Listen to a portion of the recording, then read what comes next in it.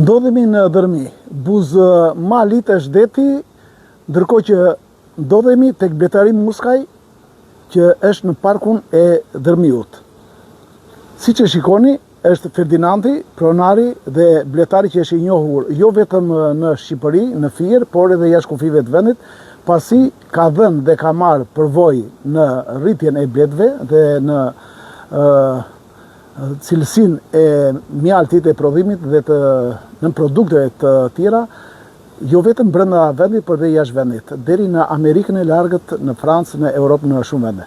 Fredi, të përshëndes. Përshëndetje, ju faleminderit, por Ferdinandi nuk është një pronar, por thjesht është një punëtor, një apasionuar mbas bletarisë për të nxjerrë një produkt i cili të jetë në të shërbim të popullit, të njerëzve të cilët kanë nevojë për një mjalt cilësor, dhe mjalti cilësor duhet merret në vendet ku ka kullota cilësore, ku ka bim të egra dhe të cilat deri dje ato korrshin dhe merreshin për të marrë lulet e tyre. Unë kam realizuar që nga Sherebeli, nga Trumza, nga Tymusi apo Milosfaga, këtu në Dërmi të marrë një mjalt i cili nga ka dhe një veçori që është shumë i shëndetshëm, por ka dhe një jodin e pastër të detit, të cilët këtë nuk e dinte Ferdinandi, por disa hollandezë të cilët rastësisht kanë qenë turist, kanë marrë një kornizë me mjalt, ata janë habitur, kur kanë shkuar në laborator që në përqindjen e mjaltit ka jod të pastër dhe laboratori ata i kanë bërë në 5 laboratore analizat dhe ka dalë vërtet që është një jod i pastër, sepse ato mjegulla e reve që vjen nga deti me jodin e detit e kalon të lulet e nektarit dhe ne jemi këtu. Një unë po tregoj konkretisht. Atëherë, ti marrim me radhë. Kemi folur dhe tjera. Ju keni bërë me dhjetra kronikat televizive që janë transmetuar. Nuk po flasim për cilësinë e mjaltit që keni në parkun e Apollonis apo në vendet e tjera, por duam të ndalemi konkretisht sot në parkun e Bletarisë në Dërmi. Çfarë të veçante ka mjalti i Dërmiut nga mjaltet e tjera që prodhoni ju si bletar? Mjalti i Dërmiut në veçanti nga mjaltet në vendet e tjera, një bazë më kryesore dhe më të rëndësishme është uji. Këtu kemi një ujë të pastër, të pandotur. Këtu të gjitha bimët nuk spërkaten. Dhe kjo është një veçori shumë e mirë, por mbi të gjitha këtu kemi shumë bimë medicinale të egra, të cilat na japin mundësinë që të marrim një mjalt vërtet shumë cilësor. Jo kudo mund të arrish që të ndërthurësh edhe kullotën, edhe bimët, edhe ujin. 17% deri 20% e mjaltit është ujë. Duke marrë një ujë të pastër, duke zbritur nga mali i cili ky ujë ka vërtet ka edhe disa elemente të tjerë të rëndësishëm, siç është hekuri apo disa mikromineralesh të cilat e kanë nxjerrë vërtet një mjalt të lehtë, por shumë të shëndetshëm për njeriu. Shikojmë që në kurorën e maleve ka mjegull. Sa ndikon kjo mjegulla në cilësinë e mjaltit të Dërmiut? Kjo mjegulla, që të jesh një bletar në radhë parë duhet të jesh të njohësh biologjinë, të njohësh edhe gjeografinë. Duke njohur gjeografinë ne jepet mundësia të njohim se si veprojnë deti me malin. Si pasojë temperatura disë nivelit të malit dhe të detit na krijohet një mjegull. Kjo mjegull na krijon vesën dhe vesa mban lulet, se si shpjegohet në atë shkëmbor jetë ky gjelbërim.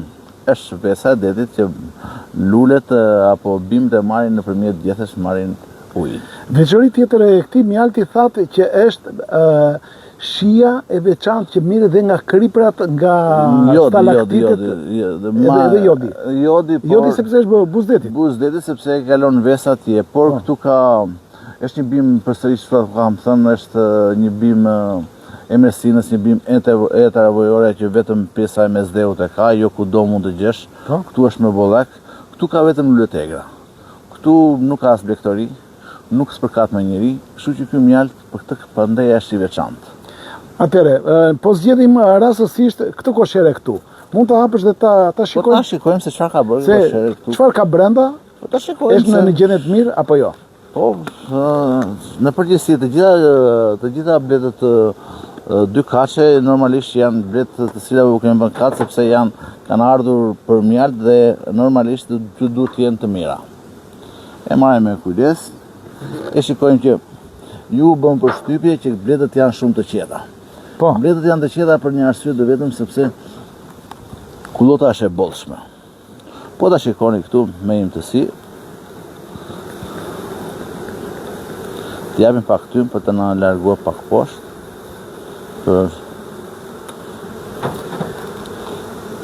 Të marrë një pozicion tjetër pasi u pres autostradën e parkimit bletëve. Kjo është një kornizë e re vendosur para 2 ditësh. Shiko sa bukur e ka punuar. Para sa? Para 2 ditësh. 2 ditë. 2 ditë. Pra 48 orë më parë është vendosur korniza e re dhe shiko si e kanë bërë bletët. Po. Kjo tregon që kullota është mjaft e mirë. Vazhdojmë me radhë për të treguar deri në fund, është mirë që mos ndërpresësh. Nuk po ndërpres, jemi live. Është mirë të shikojmë dhe të krijojmë një ide se çfarë bëhet. Po. Edhe kjo është një tjetër.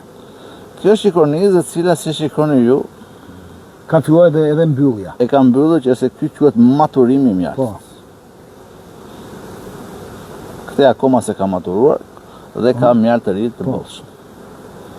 Kjo tregon që prodhimi është i mbar. Prodhimi është tepër i mbar, si as në vitet e rradha që ndodh, sepse jemi në muajin në fund të majit. Po. Edhe kjo kornizë është vendosur përsëri e re dhe përsëri kjo jo vetëm që është punuar, por dhe shmbushur edhe me mjalt. Duket mjalti shkëlqen nga rrezet e diellit. Atë që ka filluar të mbushen hojet. Ka filluar të mbushen hojet.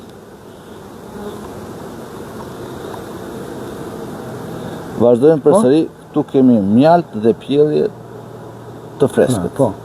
Bretëreshën e kemi aty? Po ne po na rastisi të ta shikojmë, tani me që po na e kërkoni, po shikojmë se mos ndodhet aty. Mos ndodhesh. Megjithatë, do me hojet kanë filluar që të vulosen? Po, tregon që ka pjellje. Ka pjellje, ka bollshmëri. Po. Shikoni përsëri kemi vendosur. Duken të mbara. Pitet e reja me qëllim për të marrë një mjalt sa më të pastër dhe sa më cilësor. Sepse kemi folur dhe herë tjera për morrin, varatoza dhe nozema. Gjë që s'bën vaki të ndodhin në bletarin tuaj, pasi për kaq vite sa keni ju që merreni me rritjen e bletëve, i kapnin në kohë. Ja, kjo është një tjetër pite. Tjetër që plot e ka mbushur me pjellje. Nëse do vazhdoj natyra me këto ritme, kjo koshere do të kërkojë të na marrë 4 siç ka marrë bleta që shikoni në horizont. Po, në horizont që janë me 3 kape. Shiko se janë mbarë me pjellje. Edhe kjo e njëjta gjë.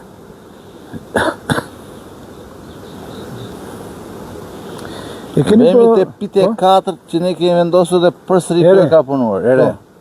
Pitja e re. Tregon cilësi, tregon kjo është lulja që prodhon mjalt dhe në bazë nektarit që merr dhe yllit që merr e krijon këtë bukuri. Po. Është nektari i luleve që është gjireshtra, këtu është trëndelin? Jo, bleta nuk merr mjalt në gjinestër. Po thash është palicia, i thonë në gjuhën tonë, ose ne i themi hari dhe verdhë, që shikon malin të gjithë është i mbushur plot. Do ta shikojmë edhe nga afër, ky dyll vjen nga kjo lloj lulesh. Prandaj është i verdhë. Prandaj edhe kornizat janë dyll të verdha. Tregon që kemi të bëjmë me një mjalt me parametra shumë cilësor. Rrallë ndodh që në këtë periudhë një bimë e tillë të japi mjalt. Në disa vite ndodh, si pasojë e lagështia, temperatura optimale, ne shikon ti që është gabim që ne jemi pa kokore, pa masa, por bleta nuk e ka mendjen tek ne. E ka mendjen të shkojë të marrë të mbledhë mjalt. Nuk ka mendjen të bëj llafe siç bëjmë ne.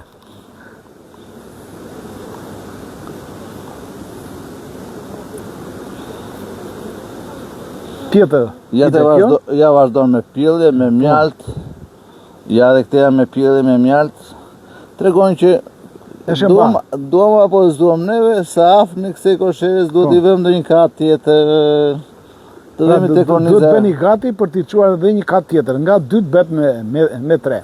Tani, fati jot i mirë dhe imi që të shikojmë një kornizë e cila është e mbushur me mjaltë të maturuar.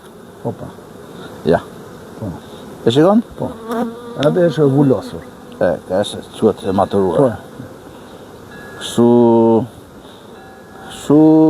ne Atëre, në këtë park, në Dërmi, sa koshere keni? Sekret profesional. Kemi një sasi të konsiderueshme në pletësh. Mjalti që prodhon ky park është më i shitur se sa mjalti tjetër që prodhoni në parqet e tjera? Normalisht 90% të mjaltit unë e marr nga kërkullot dhe kam hequr dorë të marr mjalt përveç se marr mjalt të mares në zonën e kodrave të Mallakasës në Lumar. Përpiqem që mjaltin ta marr në zonat të Vigja, në zona kur ka bim tegra. Ky është një nga objektivat kryesore të bletarisë muskrit. Dhe kam arritur me sukses. Dhe ky mjalt në kudo është i kërkuar dhe i shitur.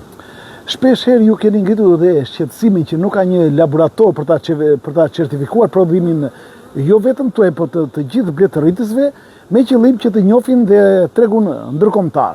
Por kjo ne nuk kemi mundësi, nuk është se jo vetëm për mjaltin, por që të krijohet një laborator i tillë,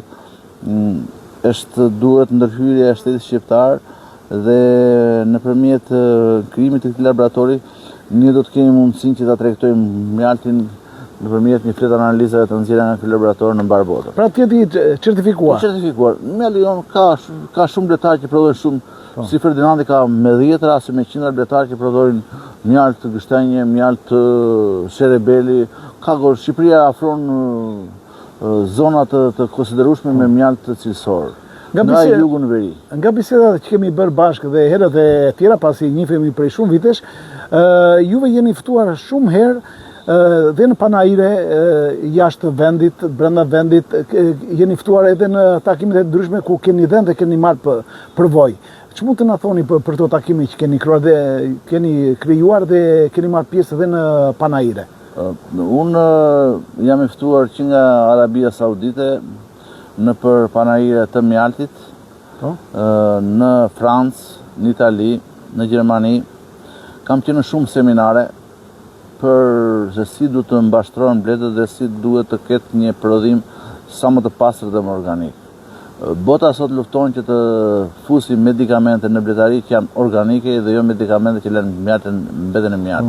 Shqipëria është për të ardhur keq nga shumë bletarë të pandërgjeshëm, jo shumica, por një pjesë e tyre, të cilët përdorin medikamente të palicencuara nga Bashkimi Evropian dhe kjo na penalizon ne për të qenë në tregun ndërkombëtar. Në shumë seminare, Drejtoria e Bujqësisë, Ministria e Bujqësisë ka ngritur të shqetësim dhe po bën hapa të këtë rëndësishme që ne të kemi një mjalt me parametra që të njihim në tregun evropian dhe të jemi pjesë e Bashkimit Evropian së shpejti. Doja 2 mesazhe të fundit nga juve. Një mesazh për ata persona që ashtu quhen bletëritës dhe shesin në treg mjaltin falso, po e quajmë, dhe një mesazh tjetër për qeverinë. Flasim në lidhje me certifikimin. Ju lutem të gjithë tregtarëve, të heqin dorë nga mjalti industrial dhe të lejojnë që mjalti jon të jetë mjalt me parametra që turistët që vinë, që vizitojnë Shqipërinë të mbeten të manitur nga ky mjalt dhe jo nga mjalti që futet në rrugë të gabuar. Ndërsa për qeverinë shqiptare, ju uroj që të zbatoj ligjin për bletarinë dhe të zbatoj me më së miri dhe të na ndihmoj në qëllim që ne të krijojmë një bletari më të fuqishme, sepse ne përveç se marrim një subvencion shumë minimal për bletarinë që është 1.000 lekë të vjetra për deri 105 groshere dhe 500 lekë të vjetra për mbi këtë numër, por nuk kemi pasur gjatë këtyre viteve ndonjë grant apo ndonjë subvencion që ne të ecim më përpara dhe të kemi kushtet më të mira për bletarinë. Sinqerisht, puna jonë është shumë e vështirë, shumë e lodhshme, që të krijosh këto parqe që keni parë ju, përveç se mungesë së fuqisë punëtore, duhet një punë voluminoze edhe ditë-natë. Mesazhi i fundit për të gjithë ata që po na ndjekin nëpërmjet Alp 365 në këto momente, pasi ka qenë të shumë. Ju uroj me shpirt dhe me zemër kudo që janë dhe kudo që na ndjekin një falënderim i veçantë që na dëgjuan, një respekt i veçantë që ishin në këtë bisedë live. Do të kisha mundësi që të tregoja më shumë për vetitë e mjaltit, për cilësinë e mjaltit, për cilësinë e propolisit, për cilësinë e qumshit të bletës. Me që jemi këtu dhe ne këtu në këtë park mbashtrojmë edhe nxjerrim një qumësh bletet i cili është shumë i rëndësishëm për njerëzit që kanë probleme, sidomos nga sëmundjet nervore apo sëmundjet të tjera, të cilët ky është një qumësh mbretëror, por marrja e tij e këtij qumshi duhet të ndërthuret me këtë bimësi të këtij mali, të lulet e egra, të cilët për njerëzit të cilët kanë anoreksi është shumë i mirë. Por shumë nga ne, bletarët apo sjellin qumësh bletët të importuara nga Kina, i cili jo vetëm që i ka të gjitha parametrat zero, por është i dëmshëm për njeriu. Ju lutem të gjithë tregtarëve që bëjnë këtë punë, të mos gënjejnë familjet tona, njerëzit tanë, vëllezërit dhe motrat. Ne kërkojmë që të kemi një mjalt që shikoni ju, organik, të kemi një dyll i cili del nga breta dhe të jetë dyll dhe jo sintetik, sepse ne dëmtojmë dhe bletën, dëmtojmë dhe veten tonë. Sepse u japim njerëzve mjalt me dyll, por ai nuk është vetëm se mjalt, por është diçka që pa vlera. Sinqerisht njëherë respektoj të gjitha ata që na njohin dhe kanë besueshmëri për një mjalt cilësor, dhe juve që pata kënaqësinë të kem këtu në mes të parkut një parqet i cili ka një veçori tepër domethënëse, sepse që nga gjithçka është në dritën e diellit, në ajrin e detit jon, ku na jep shumë mundësi dhe shumë favore për të marrë një mjalt vërtet shumë cilësor. Ferdinand, falenderoj dhe uroj suksese në punën tuaj. Falenderoj dhe juve dhe ju paqe të mira.